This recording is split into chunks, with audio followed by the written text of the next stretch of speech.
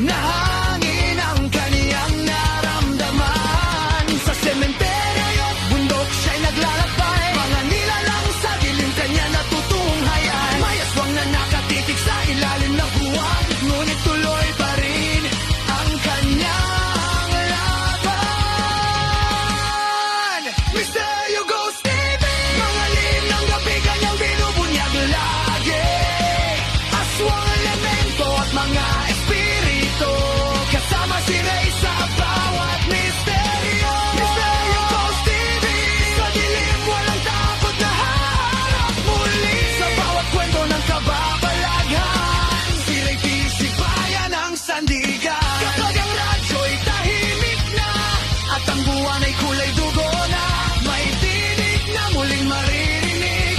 Maging handa, sila'y papalapit. Mga kaluluwang ligaw sa gabi,